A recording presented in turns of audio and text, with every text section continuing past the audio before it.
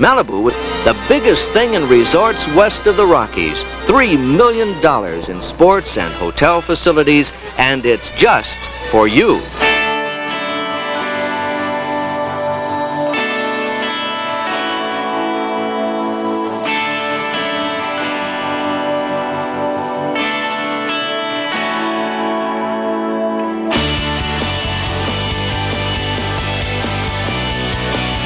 It was at Malibu that I met Jesus, but it was also at Malibu where I met myself and got to know myself, got to know what it was to live in Christ, that truly serving and doing so in the midst of a loving relationship with a group of folks was just, that was heaven on earth. By far, it is the most top-notch experience that a kid will ever have in a camp. Malibu played a big key part in my relationship with Christ, because that's where I actually said, you know, I gave my life to Christ up there. I've kind of claimed Malibu as my own. Over the years, I have a strong feeling of possession. When I think of Malibu, I feel like my heart fills up with a piece of, almost bubbles over, just with memories that I have there, and knowing that it's just, there's just an intense freedom from the time I got there the first time to when I actually met Christ and understood true freedom. Going up to Malibu made me even wonder why I ever questioned God's existence and how He created me and who He created me to be, because you get up there and it's just like, you almost think like, how could you see so much gorgeous stuff that, like, man obviously couldn't make this, and a big bang or boom, whatever, couldn't have created this. Like, something way bigger must have created it. I think it's one of those places where you'd have to say, God spent an extra 5 minutes creating this place. I think He delighted in the tide, in the depth of the ocean, in the mountains, in the snow. That particular peninsula is just an amazing piece of property. 8,000-foot peaks shoot almost straight up from the waters of Princess Louisa Inlet. The mouth of Princess Louisa, where it opens into the much larger Jervis Inlet, is practically squeezed shut by a rock peninsula jutting out from the North Shore. Here's where Malibu sits on top of it all, looking out over the narrow rapids that rush between the two inlets. Well, I was a camper in 1970, and I can recall pulling in on the Malibu Princess to this throng, and as a camper I went up the week after my high school did.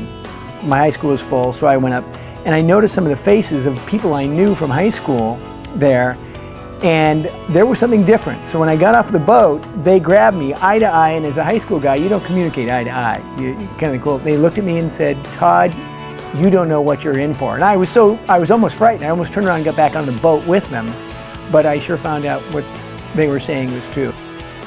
We were very cynical getting off the boat. We thought, what a bunch of phonies, and this is ridiculous. Where's the Kool-Aid? And we began to realize very quickly that this was a genuine joy that these people had. It's kind of the way you wish the world could be, and I think a little bit more the way God had intended it, where when you're up there, I just love being up there and watching the kids come up with all these walls built up, and just by the course of the week, by the end, these walls are just torn down. Things were a lot more primitive in those days, but the interesting thing that hasn't changed about Malibu is it's all about relationships. Relationships with God through Jesus Christ, and relationships with each other. Malibu simply exists in order to give you an opportunity not only to understand, but to know this God who invaded history in the form of Jesus Christ. The greatest part of Malibu is how clearly the gospel can be presented to kids in a 7-day span. And I think for me, it had never been drawn out so clearly and so easy to bring with me and apply to my life. There were always those moments of seeing a kid that had been kind of out of it all week and jumping to his feet on say-so night. It was just a thrill. Well, I think my life, if I had never made a commitment to Christ or gone up to Malibu, would be kind of a train wreck right now. I'd probably be in a lot of bad stuff and not have met nor gotten the opportunities that I would have gotten if I hadn't done and gone up to Malibu and met the people up there who I'm still friends with here in Seattle. It's an awesome opportunity for a student to go up and to see God's truth and to know His love and just to know that they were created in the likeness of His image. I had never seen men that I respected, who I knew could do any number of things. They could be in marketing, they could be in sales, they could be in management, they could be in leadership, anywhere. And here they were serving kids. It had a huge impact on me. That was actually the best experience I ever had, doing work crew, helping kids, helping around the gardening, because I was landscaping, so I had to get up in the morning, water the plants, make it look nice, so everyone can join the camp. I've never worked so hard in my life, but I don't think I've ever had as much fun in my life either.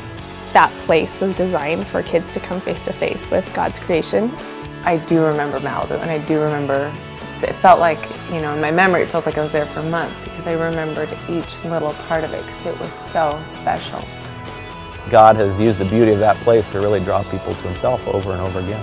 You really go up and you don't want to go home being the same person. You don't want to go home living the same way you did. It's the best week of my life.